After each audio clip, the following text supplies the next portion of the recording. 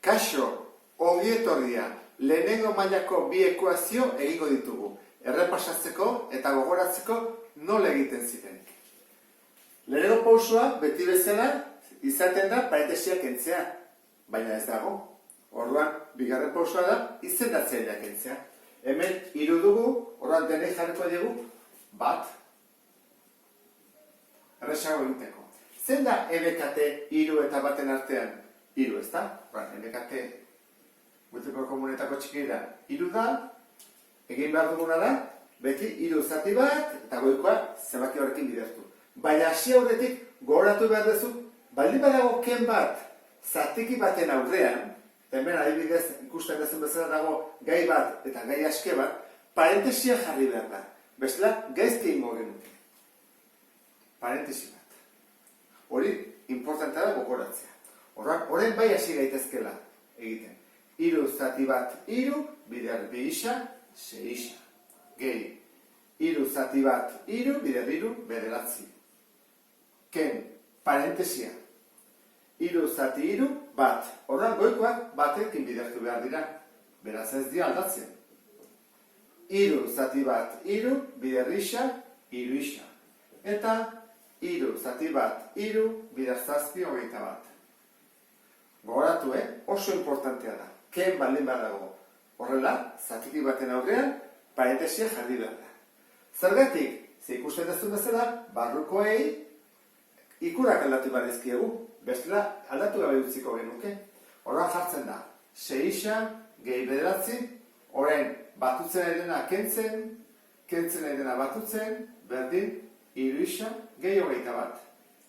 Hau lortu ondoren, eman behar ditugu isa dituzten gaiak atal batera, adibidez ezkerrera, eta gai askiak eskubira. Ordan ditugu. 1, 2, 3. Horan, 3 ezkerrean utziko ditugu. 6 isa, ken isa, honi ikurra aldatu behar dugu, beraz, 3 isa, jarri bat dugu ken 3 isa, berdin. Eta gai askiak ditugu 21, batutzen edena kentzen, ken 9, eta batutzen edena kentzen. 6, ken 1, ken 3, gehitzen zaigu, 2 isa, berdin, 21, ken 9, 12, ken 2, 10. Isa berdin, 2 bidertzen ari dena, koefizientea pasa behar dira beti zatitzen. Lehenengo 10, eta 2 zatitzen. Eta hau simplifikatu daiteke, 10 erdi edo 10 zati 2, 5. Jarriko bagenu, isaen ordez 5, ezkerreko atala eta eskuineko atala berdinak izatea lortuko genuke. Bigarren ekuazio honetan lehenengo pausua parentesiak kentzea izango da. Orduan, parentesia hau zaila egiten bikin bidertzen. Horren, egingo duguna da, banan-bana bidertu. Geldituko ditzaiguke. 2ren, gehi, zatikia, 2 bider isa, 2 isa, 2 bider 3, 6. Eta behar, 5 gelditzen zaigu. Berdin, eren 1, ken, 2 isa, gehi 4, 6. Urrego pausua zein da, izendatzaileak kentzea. 3, 5, 3, 6. Zein da multiplo komunetako txikiena, edo MKT? Artu ezakegun handiena, 6. 6, 5 da 6tik pasatzen. Horan, 6, 12, 18, 30 pasatzen da 5. Horan, denentzako izango da 30.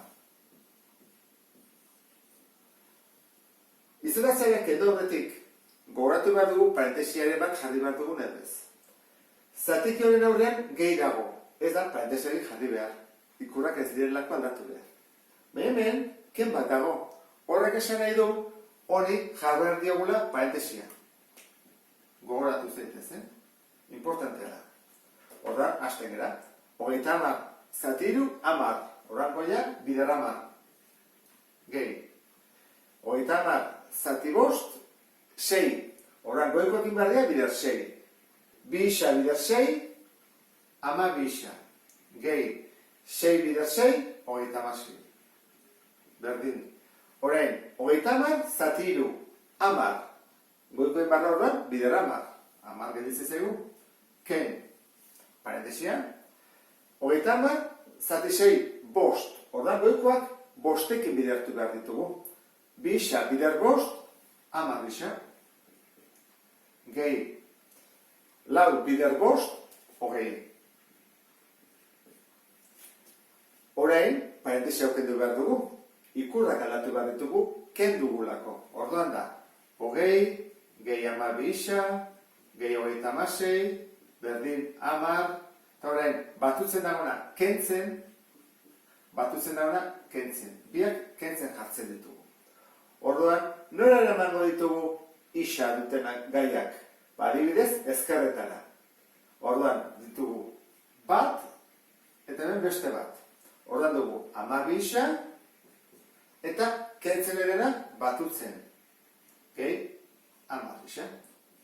Berdin, hemen dugu 10, keno gehi, ja egin dezakegu. 10 keno gehi, minus 10, laburtzeko. Eta hemen dugu, 20 eta 36, 56. Orduan, bezaldera, minus 56. Ez badugu egiten hau, jarribako genuke 10, keno gehi, eta keno 56.